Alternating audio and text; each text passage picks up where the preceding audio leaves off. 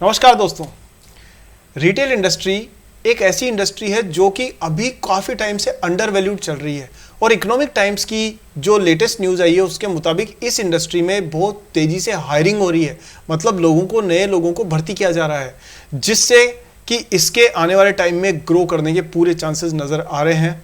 इस वीडियो में हम रिटेल इंडस्ट्री की टॉप इंडस्ट्रीज कंपनीज के को एनालाइज करेंगे, कंपेयर करेंगे और जानेंगे कि कौन सी कंपनी में आपको सबसे पोटेंशियल मिल सकता है। बहुत इंपॉर्टेंट वीडियो है दोस्तों, काफ़ी इंफॉर्मेटिव है और आप ज़रूर कुछ नया सीखेंगे इसमें, और जिससे आपको प्रॉफिटेबल इन्वेस्टर बनने में निश्चित रूप से फायदा मिलेगा। So let's begin सागरनोमिक्स।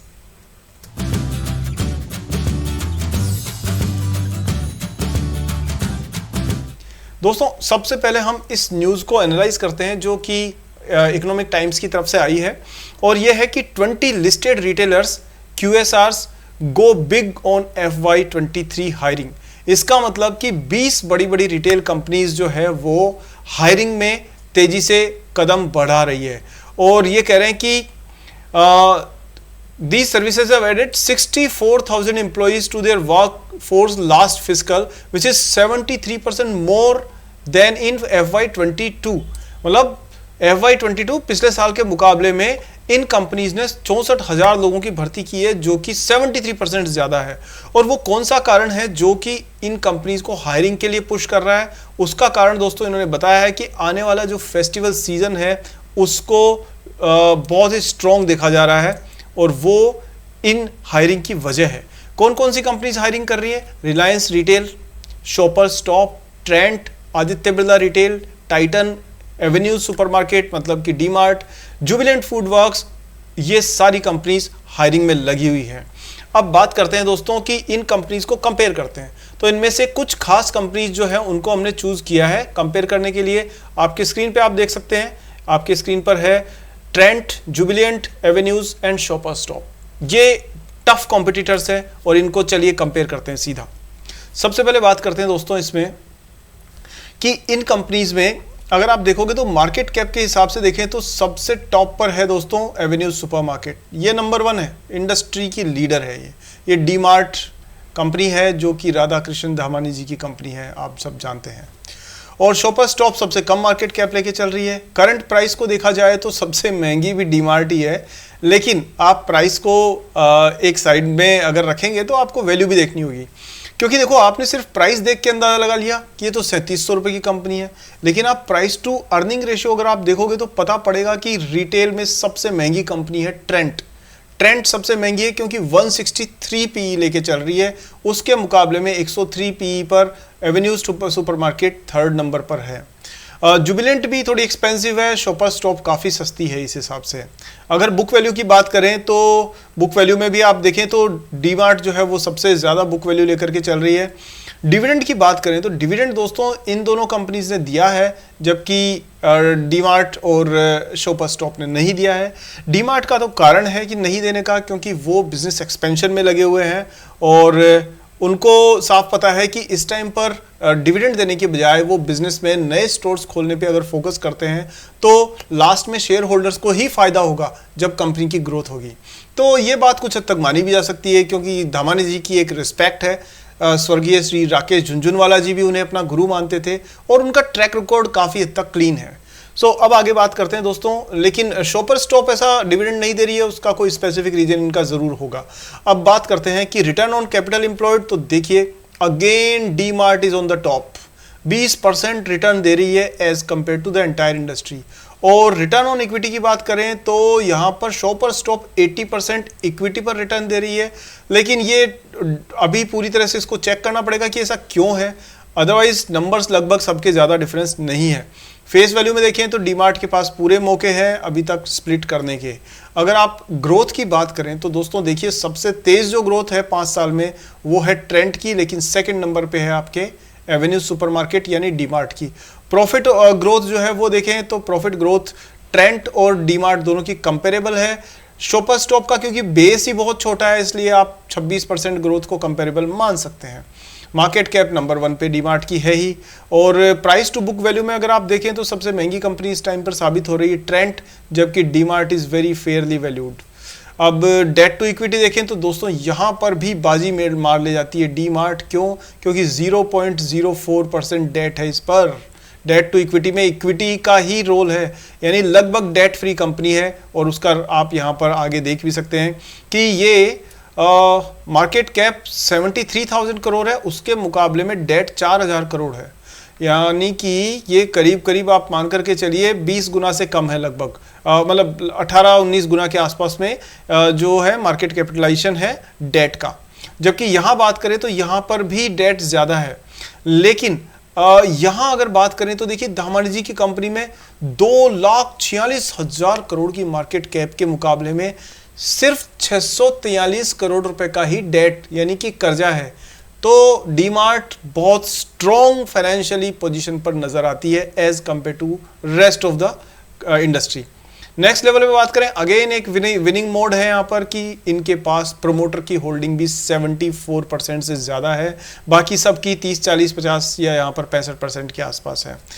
प्लेस की परसेंटेज की बात करें तो दोस्तों यहाँ देखिए जो आपके शॉपर स्टॉप है उसके 9% शेयर्स गिरवी रखे हुए हैं। जुबिलेंट फूड वर्क का भी 1% से कम है, बाकी दोनों कंपनीज में कोई गिरवी नहीं है। डीमार्ट के पूरे 74.6% शेयर कंपनी के प्रमोटर्स या शेयर होल्डर्स जो बोर्ड ऑफ मेंबर्स वगैरह है उन्हीं के पास हैं। इंडस्ट्री की पीई की बात करें तो इंडस्ट्री का पीई, अब यहाँ डिफरेंस ये है दोस्तों क्योंकि ये कॉम्पिटिटर हम मान रहे हैं हमारे हिसाब से, लेकिन हर इंडस्ट्री का ना देखो ए की जैसा बी नहीं हो सकता, राम की जैसा श्याम नहीं हो सकता, चाहे हम शक्ल हो चाहे जुड़वा बच्चे हों, थोड़ा डिफरेंस रहता है। इसी तरह से ये दोनों चारों कंपनीज है ये भी आपस में एक दूसरे से थोड़े थोड़े डिफरेंट सेगमेंट में कैसे है मैं बता देता हूं आपको। इसीलिए इंडस्ट्री का पी अलग है और इसीलिए मेरे वीडियोस में आपको एक्स्ट्रा जानकारी जरूर मिलेगी जो कि आमतौर पे लोग इग्नोर कर जाते हैं। कहते हैं लोग कि कॉम्पिटिटर है, लेकिन यहाँ कॉम्पिटिटर अलग है। कैसे? ट्रेंट लिमिटेड काम करती है ब्रांडेड कपड़ों में, जो हाई ब्रांड के जो कपड़े होते हैं ना, शर्ट्स पैंट्स और जो सूट्स वगैरह महंगे महंगे वाले। जुबिलेंट फूड वर्क्स काम करती है रेस्टोरेंट्स के बिजनेस के अंदर, फूड में खासतौर पे ओनली वही सेगमेंट है। एवेन्यू सुपरमार्केट जो कि कंप्लीट एफएमसीजी प्रोडक्ट्स हो गए, बिस्किट हो गया, चाय हो गई, चीनी हो गई, कपड़े हो गए, आपके टॉयलेटरीज हो गई, सब कुछ सेल करती है। ये रिलायंस रिटेल से ज़्यादा कंपेरेबल है, लेकिन क्योंकि रिलायंस रिटेल एक अभी तक लिस्टेड कंपनी नहीं है तो उसको हम लोग यहाँ पर कंपेयर नहीं कर सकते क्योंकि उसका डेटा पब्लिकली हमारे पास में अवेलेबल नहीं है। शॉपर स्टॉप अगेन एक दूसरा फॉर्मेट है जो काफ़ी हद तक ट्रेंड से मिलता हुआ है, इसलिए इन सब की इंडस्ट्रीज जो है वो डिफरेंट है, लेकिन कंपैरेटिवली क्योंकि सारी की सारी बिजनेस टू कंज्यूमर ब्रांड है इसलिए आप इनको कंसिडर कर सकते हैं। अब बात करते हैं पैग रेशियो की, अभी क्योंकि ये पी पर डिपेंड करता है। पैग रेशियो में अगर देखोगे तो 9.91 के हिसाब से जुबिलेंट फूड वर्क्स सबसे ज़्यादा है। एंटरप्राइज वैल्यू देखेंगे तो दोस्तों डीमार्ट तो सारी कंपनीज का मेरे ख्याल से टोटल कर लेंगे उससे भी ज़्यादा है। फ्री कैश फ्लो डीमार्ट के पास टॉपर है, ग्राहम नंबर 454 है और पायोस की स्कोर भी 3 कंपनीज का अच्छा है, लेकिन जुबिलेंट का 3 है, मतलब फाइनेंशियल पोजीशन में कोई इश्यूज हैं इसके। आगे बात करें तो दोस्तों सेल्स की बात करें तो सेल्स की जो ग्रोथ है वो तो आप देख ही सकते हैं, साथ में सेल्स कंसिस्टेंटली इसकी ग्रो की है। सारी कंपनीज की सेल्स तो बढ़ती जा रही है, ज़्यादा कोई फ़र्क है नहीं, लेकिन जहां बात प्रॉफिट की करें तो प्रॉफिट में अगर आप ये देखोगे तो एवेन्यू सुपरमार्केट ने कभी भी नेगेटिव कैश फ्लो नहीं दिया, नेगेटिव प्रॉफिट नहीं दिया, यानी इसको घाटा हुआ ही नहीं है। ये डे 1 से ही प्रॉफिटेबल है जो डेटा मेरे पास है इसके हिसाब से, जबकि ट्रेंट जो है वो लगातार देखिए बीच में लॉस को शो करती आ रही है। 3 बार इसने लॉस शो किया है। आगे हालांकि इनका प्रॉफिट बढ़ा है, बट जो कंपनी बीच में लॉस देती है तो कहीं ना कहीं आपको उसके बारे में सावधान रहना चाहिए। लॉस का थोड़ा सा शॉपर स्टॉप ने भी सिचुएशन दिखाई है, इन्होंने भी 2 बार लॉस शो किया है। तो कंपैरेटिवली जुबिलेंट फूड वर्क्स और आपकी एवेन्यू सुपरमार्केट्स यहाँ पर विनर होती है। ऊपर वाले सेगमेंट में विनर जो थी वो थी आपकी एवेन्यू सुपरमार्केट यानी कि डीमार्ट। नीचे अगर बात करें तो दोनों विनर्स हैं, कौन कौन सी है आपकी जुबिलेंट एंड एवेन्यू सुपरमार्केट, ये दोनों विनर्स हैं। अगर ऑपरेटिंग प्रॉफिट मार्जिन की बात करें तो दोस्तों यहाँ देखिए कि प्रॉफिट मार्जिन में सबसे ज़्यादा प्रॉफिट मार्जिन इस टाइम पर जो कमा रही है वो कमा रही है जुबिलेंट फूड वर्क्स। क्यों? क्योंकि ये कंसिस्टेंटली तो प्रॉफिटेबल है, दूसरी बात 25%, 26%, 20% इतना % इसने प्रॉफिट निकाला है।